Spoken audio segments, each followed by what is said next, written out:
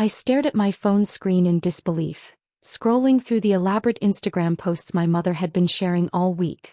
Golden balloons, champagne flutes, designer dress shopping, cake tastings, all the preparations for my parents' 30th wedding anniversary celebration. A celebration I apparently wasn't invited to.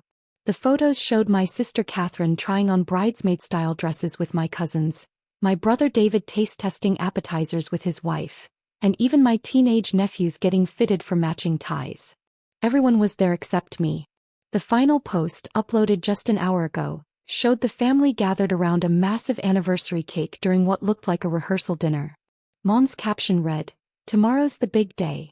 So grateful to celebrate 30 beautiful years with our family only. Some moments are too precious for outside distractions. #family first, #30 years, #blessed. Family only. Outside distractions." I set my phone down on my desk and stared out the floor-to-ceiling windows of my downtown office. The city sprawled below me, lights twinkling in the early evening darkness. After building a $47 million real estate empire over the past 8 years, I thought I'd grown immune to my family's casual cruelty. Apparently not. My assistant knocked softly on the door. "Ms. Reynolds? The Henderson booking confirmation just came through for tomorrow's event at Grandview Estates. Everything's set for the anniversary celebration." I looked up, a slow smile spreading across my face. "Actually, Lisa, there's been a change of plans. Could you get me David Morrison on the phone? The venue director at Grandview Estates." "Of course. Should I schedule a site visit for Monday's board meeting while I have him on the line?" "No need. This is about a different matter entirely." As Lisa left to make the call, I opened my laptop and pulled up the management portal for Reynolds Property Group. Grandview Estates appeared on my screen, a stunning venue I'd purchased 3 years ago and transformed into the most sought-after event space in the city. The same venue my parents had somehow managed to book for tomorrow night, apparently without realizing who owned it. My phone buzzed with an incoming call. "Ms. Reynolds? This is David Morrison at Grandview Estates. How can I assist you this evening?" "Hello, David. I need to discuss the Henderson booking for tomorrow night, the 30th anniversary celebration." "Absolutely. It's going to be a beautiful event. We have everything prepared exactly as requested. The grand ballroom with the crystal chandeliers, premium wine service, the 7-course dinner, live jazz quartet, and the special floral arrangements." Mrs. Henderson was very specific about wanting everything to be perfect. I leaned back in my leather chair, considering my options. "David, I need you to cancel that booking immediately." There was a pause. "Cancel? Ms. Reynolds, the event is tomorrow evening. The family has paid the deposit and we've been preparing for weeks. Is there a facility issue?" "There's no facility issue. This is a personal matter. Please cancel the Henderson booking and refund their deposit immediately." "Of course, Ms. Reynolds. Should I call Mrs. Henderson to inform her, or would you prefer to handle that communication yourself?" I smiled, imagining my mother's face when she received that phone call. "You can call her. Just explain that the venue is no longer available for their event." "Understood. I'll take care of it right away. Actually, yes. I want you to book the grand ballroom for tomorrow night under my name instead. I'll be hosting my own event." "Certainly. What type of celebration should we prepare for?" I thought for a moment, an idea forming. "A charity fundraiser. Contact all of our premium catering partners and tell them it's for the Children's Education Foundation. I want this to be impressive." "How many guests should we prepare for?" "Start with 50 confirmed. And David? Make sure the press knows about it. This kind of last-minute charity event always makes for great publicity." After ending the call, I opened my contacts and began making calls. Within 2 hours, I'd confirmed 43 guests for tomorrow night's fundraiser. People who actually knew me, respected my work, and valued my friendship. People who wouldn't consider me an outside distraction. My phone rang at 8:47 p.m. Mom's contact photo lit up the screen. "Hello, Mother." "Emma, what the hell is going on?" Her voice was shrill with panic. "The venue just called and canceled our anniversary party. They said the space is no longer available. Do you have any idea how humiliating this is? I have 67 people coming tomorrow night." "That sounds stressful," I said calmly. "I'm sure you'll figure something out."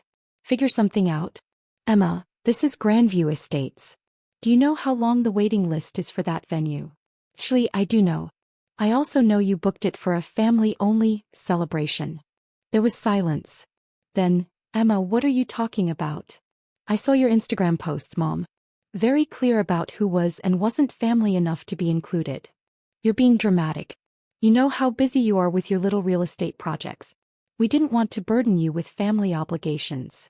Little real estate projects. Even now, even in crisis, she couldn't acknowledge what I'd built. Well, you don't need to worry about burdening me anymore, I said. I'm sure you can find a nice community center for tomorrow night. Emma, you cannot be serious. This is our 30th anniversary. And I'm sure it will be lovely wherever you end up hosting it. Just remember to keep it family only. I hung up and blocked her number. Then Catherine's. Then David's. Then Dad's. My phone buzzed with a text from an unknown number. Emma, your mother is hysterical. Please call us back. We can work this out. I deleted the message without responding. Saturday morning brought activity at my downtown loft. My stylist arrived at 10 a.m. with dress options for the evening's fundraiser. My event coordinator called to confirm everything at Grandview Estates was progressing perfectly. At 11 a.m., my phone rang with a call from Katherine. Emma, you have to help us. Mom is having a complete breakdown. She's called every venue in the city and nothing is available. Dad's business partners are flying in from Seattle for this party. Katherine, I'm surprised you're calling me. According to Mom's Instagram, I'm not really family. That Instagram post? Emma, you know Mom didn't mean it like that. Is that what we're calling it? Look, I know you're upset, but Dad's health hasn't been great lately, and this anniversary means everything to them. Please, if you know anyone who could help. I considered telling her the truth, that I owned the venue they'd booked, that I'd deliberately canceled their event. But something held me back. I might know someone, I said finally. There's a hotel ballroom downtown that might have availability. The Riverside Hotel. Can you call them? Mom's too upset to handle it herself. I'll see what I can do. I hung up and called the Riverside Hotel, a property I'd considered purchasing but passed on due to needed renovations. Within 20 minutes, I'd secured their largest ballroom for my parents' party. It was tired and dated, but it was available. I called Katherine back with the details. They had a cancellation. 7 p.m. start time, basic catering package. It's not glamorous, but it's functional. Emma, you're a lifesaver. How much do we owe you? Consider it my anniversary gift to Mom and Dad. The irony wasn't lost on me. I was paying for my parents to celebrate at a mediocre venue while I hosted an elegant charity fundraiser at the space they'd actually wanted. That afternoon I spent 2 hours getting ready. My hairstylist created an elegant updo, and I selected a stunning navy blue gown that had cost more than my parents' entire anniversary party. As my driver pulled up to Grandview Estates at 6:30 p.m., I felt satisfaction and sadness. The venue looked magical, soft lighting illuminated the gardens, and through the windows, I could see the grand ballroom transformed into something from a fairy tale. David Morrison met me at the entrance. Ms. Reynolds, everything is perfect. Your guests have been arriving and the photographer from City Magazine is here documenting the event. Wonderful. How did the Henderson family's relocation go? They seemed disappointed with their new venue choice, but they made it work. Mrs. Henderson called 3 times today asking if we'd had any cancellations. The evening exceeded all expectations. My guests were engaging, the catering was flawless, and we raised $87,000 for the Children's Education Foundation in 4 hours.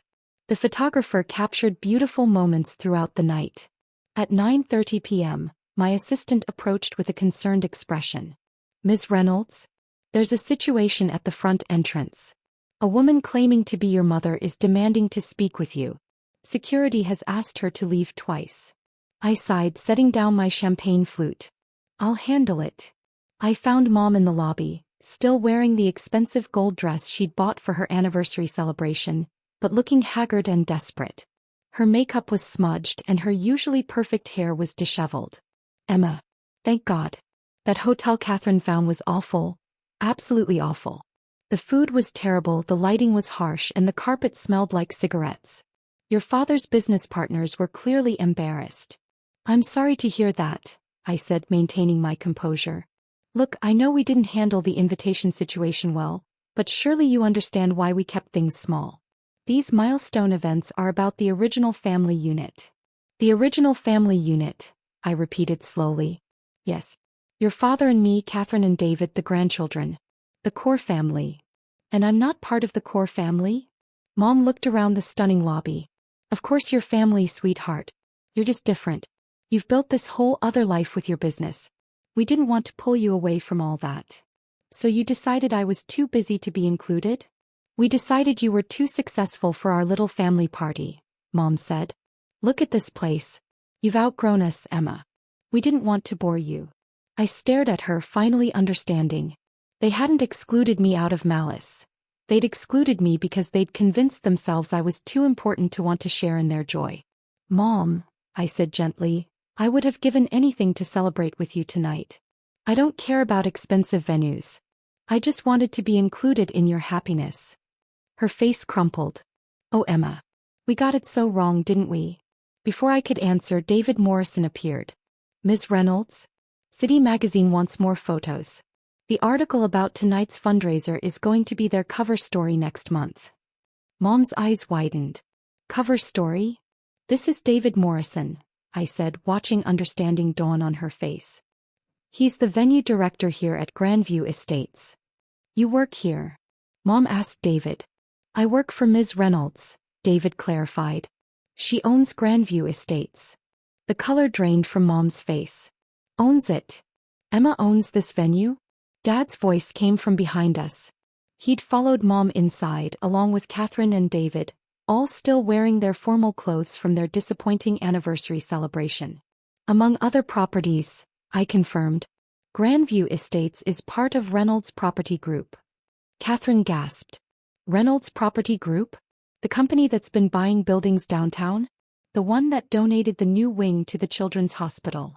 The same one. Dad sat heavily in one of the lobby's elegant chairs. Emma, how long have you owned this place? 3 years. I bought it when the previous owners were facing foreclosure, renovated it completely and turned it into what you see now. 3 years, Mom whispered. We've been trying to book events here for 3 years, never knowing you could have just asked your daughter, I finished. The silence stretched long. Finally, Katherine spoke. So when we called to book this venue, you were booking it from me. When your reservation was cancelled. You cancelled it, Dad said, realization heavy in his voice. I cancelled it. But why? Mom asked, tears streaming down her cheeks. If you own this place, why didn't you just tell us? I looked at my parents and siblings, all dressed up for a celebration that had turned into a disaster, all finally understanding what they'd done. Because I wanted to see if you'd notice I was missing, I said simply. I wanted to see if any of you would realize that excluding me was wrong. Dad's shoulders sagged. It mattered, sweetheart. We talked about you all night. Katherine kept saying the party felt incomplete. Then why didn't you call me? Why didn't you invite me in the first place? Because we're idiots, Katherine said bluntly. Because we convinced ourselves you were too busy and successful to want to spend time with us. I felt my composure starting to crack. All I wanted was to be included. I don't care about expensive venues. I just wanted to share in your happiness. Mom stepped forward tentatively. Can you forgive us? I looked at my family, really looked at them. They were flawed and sometimes thoughtless, but they were also genuinely remorseful. There's something else you should know, I said. Tonight's event raised $87,000 for the Children's Education Foundation. All of it is being donated in honor of Richard and Patricia Henderson's 30th wedding anniversary. Dad's eyes filled with tears. You honored us even after we hurt you. Because that's what family does, I said. Even when they mess up. Mom laughed through her tears. That stupid Instagram post. You are family, Dad said firmly. You're the most successful, generous, amazing daughter we could have asked for. I looked around at my actual family and the elegant venue where my chosen family was still celebrating inside. There's still champagne and cake upstairs, I said. If you'd like to join the real celebration. Are you sure? Katherine asked. It's a party honoring your anniversary, I reminded them.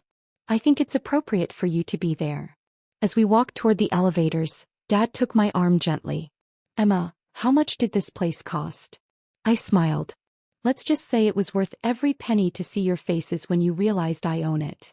The charity fundraiser continued until nearly midnight, with my parents and siblings joining the celebration.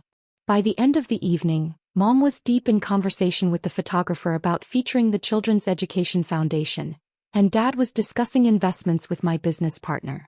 As the last guest departed, my family and I sat in the now quiet grand ballroom, sharing a final bottle of champagne. Next year, Mom said, we're doing this right. One big celebration, everyone invited. Deal, I agreed. But I'm planning it. Of course you are, Katherine laughed. You own all the best venues. I raised my champagne flute.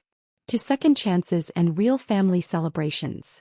To our daughter, Dad added, who taught us that success isn't about exclusion, it's about inclusion. As we toasted in the venue I'd built, surrounded by the family I'd chosen to forgive, I realized that sometimes the best celebrations come from the worst misunderstandings. Sometimes you have to lose something to understand what it was really worth.